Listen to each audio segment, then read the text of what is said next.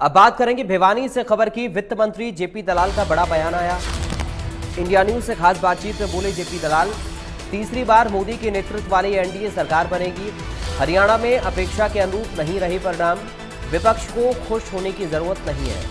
भूपेंद्र हुड्डा अपने बेटे को सीएम बनाने की लड़ाई लड़ रहे हैं। उनको ना तो पार्टी की जरूरत ना किसी के सहयोग की जरूरत है, ये कहा गया है।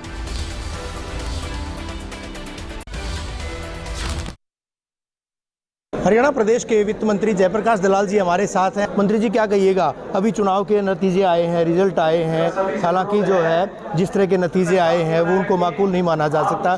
हरियाणा में 10 में से 5 सीटें महज जो है, और 400 पार का नारा दिया जाता था। मुस्कुराते आप भी थे पहले 400 पार के नारे पर। हालांकि टारगेट बड़ा रखना चाहिए, लेकिन अभी जिस तरह से जो रिजल्ट आए हैं, किन मायनों में देखते हैं? देखिए, खुशी की बात यह है कि देश के अंदर तीसरी बार मोदी जी एनडीए के नेता चुने गए हैं। 2 दिन में वो प्रधानमंत्री जी की शपथ ले लेंगे। ऐसा दुनिया के अंदर रेयरेस्ट ऑफ रेयर में होता है कि लगातार 3 योजनाओं में एक ही पार्टी, एक ही गठबंधन, एक ही नेता सत्ता में रहे।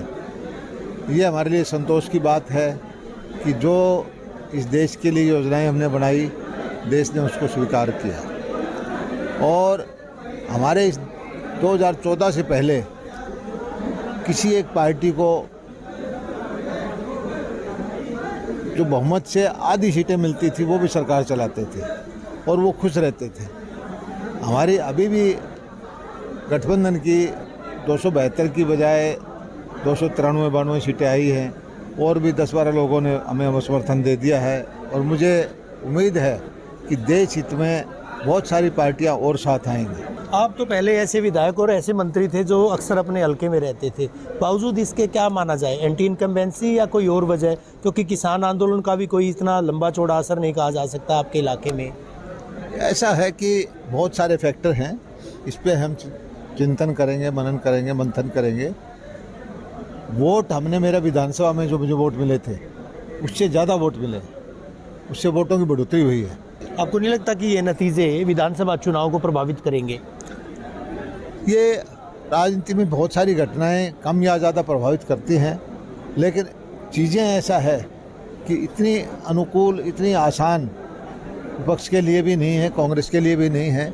भूपेंद्र सिंह हुड्डा ने जो है ये कहा है कि हरियाणा में अलायंस की उनको ज़रूरत नहीं। ये तो केंद्र के लिए था, राष्ट्रवाद के लिए था। अब जो है यहाँ अलायंस की ज़रूरत नहीं। कितना प्रभाव पड़ेगा? और वोट जो मांगे गए थे वो सांसदों के लिए वोट मांगे गए थे। वो ये कहते थे कि सांसद बना दो, हरियाणा में सरकार मैं बनाऊँगा। उसका कितना इफेक्ट, उसका कितना इम्पैक्ट? देखिए, हुड्डा साहब जो है लड़ाई लड़ रहे हैं अपने बेटे को मुख्यमंत्री बनाने के लिए। उनको ना पार्टी की ज़रूरत है, ना किसी सहयोग की ज़रूरत है, ना किसी गठबंधन की ज़रूरत है। वो एक निश्चय करके चल रहे हैं कि जैसे तैसे करके राजनीति में अपने बेटे को स्थापित करें। हरियाणा में कोई रद्दोबदल, फेरबदल हो सकता है चुनावी नतीजों को देख करके? क्या मुख्यमंत्री या और कोई जो कहीं किसी तरह से कोई बदला जा सकता है? क्यों होगा ऐसा? ऐसा कुछ नहीं, क्योंकि नतीजे जिस तरह से आए हैं, जो नतीजे अपेक्षित थे। मैंने आपको बताया कि नतीजे जो है विपक्ष वैसे खुश रहे, उनके अनुकूल नहीं है। हमारी अपेक्षा से कम जरूर हैं।